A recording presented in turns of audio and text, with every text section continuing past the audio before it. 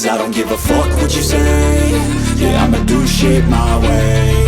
So you can go kick rocks, I'ma stack bricks up, build what I want to make. Yo, I got a lot of shit to say, so I'ma do this every day. I'll be writing things until I'm fucking buried in my grave. 6 feet deep under, but my body won't decay. Cause my messages are timeless, so they'll put them on display. Oh yeah, I rap with a certainty, I have a sense of urgency. A message for eternity, for everyone internally. I had some people burning me, but now they fucking learn to see I ain't the one to fuck with, now they looking nervously. And I don't really care what you think of me, respectfully. You can kick rocks if you think you're fucking better, see. I will outwork you, turn you to an enemy. Hurt you so bad that you're gonna need some therapy. I got the motherfucking recipe, I've been cooking up hits, I'ma leave a legacy. You'll be looking small when you're standing right next to me. I'm 5'10", bitch, but I'm 10 feet Cause next I don't to me. give a fuck what you say.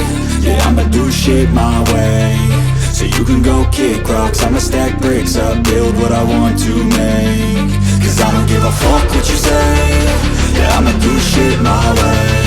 So you can go kick rocks, I'ma stack bricks up, build what I want to make. Yeah, I'ma do it my way.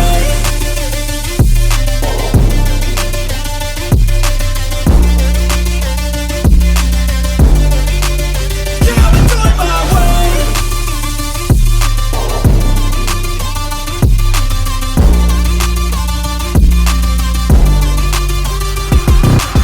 I can't contain it, I'm coming out with a statement. You really changed, man, all your music and arrangement. You don't know shit, shut your mouth, you can save it. I'm the same dude that got his come up from the basement. 100 songs, 100 weeks, didn't change it. Experiments, development, intelligence, and patience. I'll do it all again, cause I never feel complacent. Let's keep the good vibes, positivity's contagious. I'm never looking back, cause I made a life that's passionate.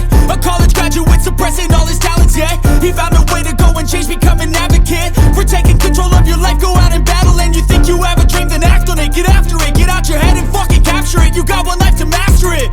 Don't give up on your future, we all start losers. We're all late bloomers, gotta struggle through the Fuck sewer. what you say. Yeah, I'ma do shit my way. So you can go kick rocks, I'ma stack bricks up, build what I want to make. Cause I don't give a fuck what you say. Yeah, I'ma do shit my way.